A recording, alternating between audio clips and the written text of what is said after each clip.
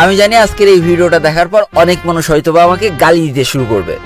আমি এটাও জানি আজকের এই ভিডিওটা আপলোড হওয়ার পর হয়তোবা চিরজীবনের জন্য আমার পার্টনার প্রোগ্রাম থেকে ব্যান করে দেওয়া হবে। আমি এইটাও জানি আজকের এই ভিডিওটা আপলোড করার পর হয়তোবা আমার চ্যানেল বা ফেসবুক পেজ উড়েও যেতে পারে। এমনকি আমি এইটাও জানি আজকের ভিডিওটা আপলোড হওয়ার পর হয়তোবা আমার জেলখানায় থাকতে হতে পারে। ই স্পোর্টস ওয়ার্ল্ড কাপ 2025 থেকে বাংলাদেশের একমাত্র টিম RHK কেন 18 নম্বর স্কোয়াড হয়ে বিদায় নিল, এর পিছনে লুকিয়ে থাকা চরম সিন্ডিকেট আর সত্য ঘটনা আজকে তোমাদের সামনে তুলে ধরতে চলেছি।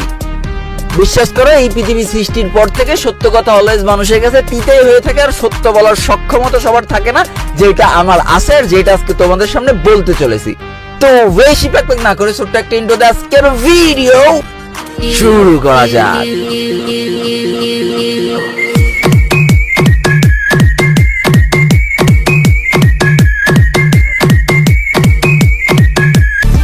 স্পোর্টস ওয়ার্ল্ড কাপে বাংলাদেশ থেকে একমাত্র টিম যেটা কিনা RHK গিয়েছিল রিয়াদে টুর্নামেন্টে অংশগ্রহণ করতে। সারা বাংলাদেশের মানুষ অন্ধের মতো তাদেরকে সাপোর্ট করে গিয়েছে, শুধুমাত্র ভালো একটা পারফরমেন্স তাদের কাছ থেকে আশা করেছিল। আর বাংলাদেশের মানুষ এইটাও খুব ভালোভাবে জানতো RHK বর্তমান বাংলাদেশের সব থেকে ভালো একটা স্কোয়াড, যারা কিনা নিজের দক্ষতার প্রমাণ অনেক আগে থেকে দিয়ে আসছে। তারা কিন্তু হুট করে একদিনের গেম প্লে দিয়ে ওয়ার্ল্ড কাপে চান্স পায়নি। তারা সেই প্রথম থেকে গ্রুপ পর্ব থেকে খেলতে অবশেষে শেষ পর্যায়ে এসে বিশ্বকাপে তারা চান্স পেয়ে যায়। আর যেহেতু বাংলাদেশে আর এমন কোন স্কোয়াড নেই যেটা কিনা RHK কে টপকায় যেতে পারে, তার জন্য RHK ওয়ার্ল্ড কাপে প্রথমবারের জন্য বাংলাদেশের হয়ে প্রতিনিধিত্ব করতে চলে যায় শুধু রিয়াদে। আর যেখানে টুর্নামেন্ট শুরু হওয়ার সাথে সাথে প্রথম দিনের প্রথম দুটো ম্যাচে খুব বেশি ঝলক দেখিয়ে RHK কিন্তু সবার মন জয় করেও ফেলে। কিন্তু তারপরের ম্যাচগুলো দেখে কোনোভাবে মানুষ বিশ্বাস করতে পারছিল না এটাই কি তাদের বাংলাদেশের সব থেকে টপ স্কোয়াড, এটাই কি সেই RHK। কিন্তু ভাই, আমরা যেহেতু বাঙালি, আমরা আশা করে থাকতে অনেক পছন্দ করি, এই জন্য আমরা চিন্তা করেছিলাম ডে 2তে হয়তো এমন একটা কামব্যাক RHK দেখাবে যেটাতে কিনা ফাইনালে কোয়ালিফাই হওয়ার জন্য যথেষ্ট। কিন্তু ভাই, তোমরা আবেগ দিয়ে চললেও আমার তো বিবেকের বয়স, আমার বিবেক দিয়েই চলা লাগে। এই জন্য ডে 2 শুরু হওয়ার একদিন আগে আমি সমস্ত কিছু অ্যানালাইসিস করে বলেই দিয়েছিলাম যে RHK এর পক্ষে হয়তোবা কোয়ালিফাই করা একেবারেই অসম্ভব। আর যেটা তোমরা আমার টিকটক বা ইনস্টাগ্রামে দেখলেই বুঝতে পারবে, আমি এখানে 12টা স্কোয়াডের নামও ঘোষণা করে দিয়েছিলাম। একটা স্কোয়াড এদিক ওদিক হয়েছে, বাকি 11 জন স্কোয়াড কিন্তু ঠিকই ফাইনালের জন্য কোয়ালিফাই হয়ে গিয়েছে। আর আমার কথাগুলো ফুলে যেতে বেশি দিন টাইম লাগেনি। ডে 2তে RHKটা এমন ভাবে পারফরমেন্স করে, এমন ভাবে মার খায়, যেখানে প্রত্যেকটা বাঙালির মন টুকরো টুকরো করে ভেঙে যেতে শুরু করে। আর ডে 2তে প্রত্যেকটা বাঙালির যখন স্বপ্ন টুকরো টুকরো করে ভেঙে যায় আর RHK হয়ে যায় টপ 18টা টিমের মধ্যে 18 নম্বর স্কোয়াড, তখনই বাঙালির আসল রূপ টের পাওয়া যায়। আমি ফ্রি ফায়ার অফিসিয়াল বাংলাদেশের যে লাইভ দেখছিলাম, যখন RHK 18 নম্বর স্কোয়াড হয়েছিল, তখন জাস্ট কমেন্ট বক্সে কিছু কিছু মানুষের কমেন্ট দেখে আমি পুরো আকাশ থেকে পড়েছিলাম। আরে ভাই, আমরা তো গিরগিটির থেকেও খারাপ ভাই। গিরগিটি তো তাও রং পাল্টাইতে 1-2 সেকেন্ড টাইম নেয়, আমরা বাঙালিরা নিজেদের রং পাল্টাইতে তো 1 সেকেন্ডও টাইম নিই না। কেউ কেউ RHK স্কোয়াডের বাজে ভাষায় গালি দিতে থাকে, কেউ কেউ RHK স্কোয়াডের অন্য স্কোয়াডের সাথে তুলনা করতে থাকে, কেউ কেউ বলতে থাকে যে এই স্কোয়াডের চেয়ে ওই স্কোয়াডটা ভালো, ওই স্কোয়াডের কন্ট্রোভার্সি করে এই ওয়ার্ল্ড কাপ থেকে বাদ দিয়ে দেওয়া হয়েছে। ভাই রে ভাই, তোমাদের 2 সেন্টেন্সের এক একটা কমেন্ট যে এক একটা মানুষকে কতটা ডিমোটিভেট করে ফেলতে পারে, কতটা একটা মানুষকে পিছন থেকে টেনে ধরতে পারে, তার প্রমাণ এখন আমি তোমাদেরকে দিতে চলেছি। এখন যে কথাগুলো আমি বলতে চলেছি তাতে অনেক মানুষের গাড়ির মধ্যে আঙুল চলে যেতে পারে, তাই আমি নিজস্ব ব্যক্তিগত মতামত থেকে বলবো, অবশ্যই ঝাড়ের বাস ঘুরিয়ে নিজের পাশায় নেবেন না, তাহলে কিন্তু কর্তৃপক্ষ দায়ী থাকবে না। আর প্রত্যেকটা দেশের ফ্রি ফায়ার অফিসিয়াল ইউটিউব চ্যানেলে কিন্তু এই ওয়ার্ল্ড কাপের লাইভ হতে থাকে। আর সব থেকে আশ্চর্য বিষয়, প্রত্যেকটা কান্ট্রির ইউটিউব চ্যানেলকে হারিয়ে বাংলাদেশি হয়ে যায় ভিউজের দিক থেকে টপ 1। এই টুর্নামেন্টটাকে কত পরিমাণ সাপোর্ট করেছে যে এটা শুধু ভিউজের দিক থেকে 1 নম্বর হয়ে গেছে। বাংলাদেশের যে পরিমাণ ভিউজ এসেছে তা অন্য কোনো কান্ট্রিতে এত পরিমাণ ওয়াচ টাইম, এত পরিমাণ ভিউজ আসেনি।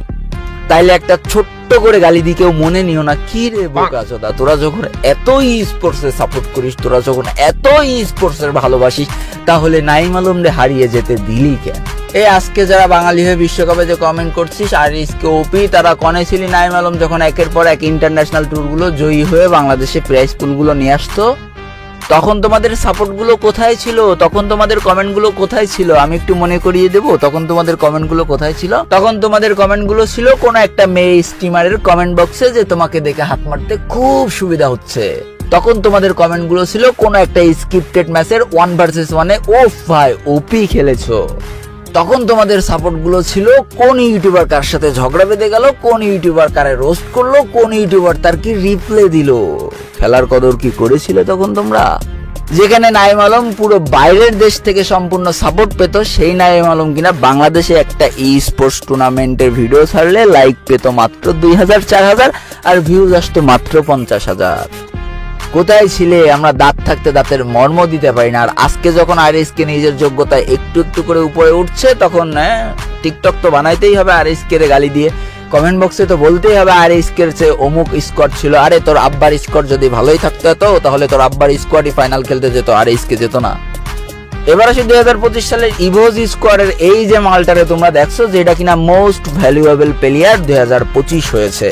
এরে দেখে অনেকে কমেন্ট করছে, ইস বাংলাদেশে যদি এমন একটা প্লেয়ার থাকতো তাহলে বাংলাদেশে হয়তো আজকে চ্যাম্পিয়ন হয়ে যেত। আহারে, এই যে 2025 সালে ইভোজ স্কোয়াডের যে মোস্ট ভ্যালুয়েবল প্লেয়ার হয়েছে, তার 7-8 বছরের লাইফ থেকে তোমাদের একটু ঘুরিয়ে নিয়ে আসি।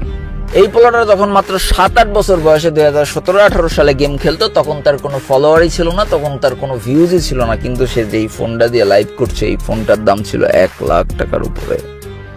শুধু তাই না, এই ভিডিওতে দেখো সে যে চেয়ারটার উপরে বসে রয়েছে, এই চেয়ারটার দামও কিন্তু 50,000 টাকা।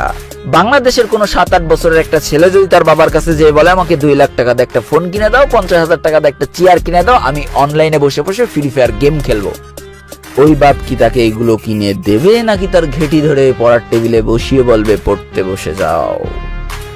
আর তারপরে যদি বেশি জোরাজোরি করে, তাহলে ছেলের পিঠের চামড়া তো হয়তো পিঠে থাকবে না, সবকটা উঠেই যাবে। তাহলে মোস্ট ভ্যালুয়েবল প্লেয়ার ইভোজের থেকে তৈরি হবে না আরএসকে থেকে তৈরি হবে?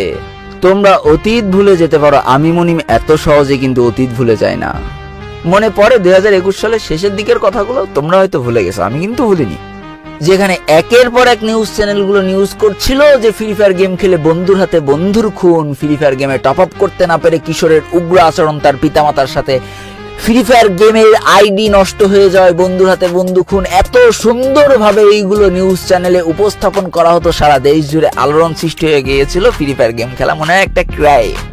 তখন আমি একটা ভিডিও বানিয়েছিলাম, সারা বাংলাদেশের মধ্যে আমি একমাত্র একা চিল্লিয়ে উঠেছিলাম যে মাথা ব্যথা করলে মাথা ব্যথার ওষুধ খেতে হয়, মাথা কেটে ফেলা কোনো সমাধান না। প্রত্যেকটা জিনিসের ভালো খারাপ দিক আছে, তাই বলে খারাপ দিক বিবেচনা করে এই জিনিসটা বন্ধ করে দেওয়া আমাদের জন্য প্রচুর হুমকির সম্মুখীন হবে।